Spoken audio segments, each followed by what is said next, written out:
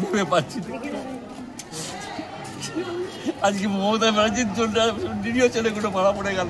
যদি কোর্ট অনেকবার বলেছে যে আপনি বাছাই করে দেন, দিল না।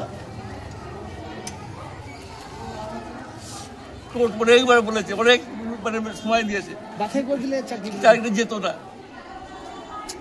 সুপ্রিম কোর্ট থেকে অনেকবার বলেছে আপনি বাছাই করে দেন, আমরা তো বাছাই করতে পারবো না। সরকারটা আপনার যাদের প্রবলেম ছিল তারা যেত, কিছুতেই দিল না।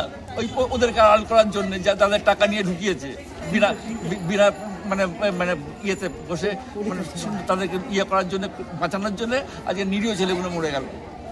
স্বচ্ছ ভালো ছেলেগুলো সরকারি চাকরি ছেলে পেয়েছি। কতদিন আগে বিয়ে দিয়েছিল? 3 বছর আগে বিয়ে দিয়েছি। বাচ্চা কাচ্চা? হ্যাঁ, একটা মেয়ে হয়েছে। আমি সেই চিন্তা করছি মেয়েটা খাবে কি। মেয়ে এখন কি করছে?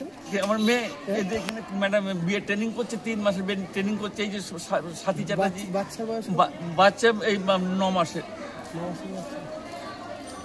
জামাই কোথায়? জামাই শিলিগুড়িতেই আছে। ও তো শিলিগুড়ি কোন স্কুলটা আমি ঠিক জানি না, আমার নাম মনে নেই। আমার মনে নেই। আমি মাতার ঠিক ইয়ে করতে পারছি।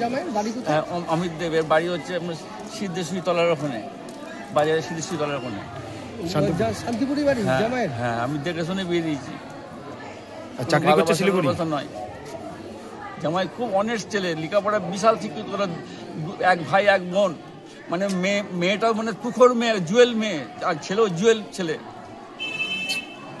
মানে ছেলে মেন আপনার শান্তিনিকেতন থেকে পাস করেছে, মানে গানে। আপনার আকাশবাণীতে রেকর্ডিং আছে, গান হয়। চিনি আমি। হ্যাঁ, আমার নাম শিবু চ্যাটার্জি। আমি চিনি আপনাকে। হ্যাঁ, চিনতে পারছি না, আমার মাথায় কোনো কাজ করছে না। ঠিক আছে, বুঝছেন? আমি চাকরি করতাম, আমি রেলের চাকরি করেছি। আমি 5 বছর রিটায়ার করেছি আমি।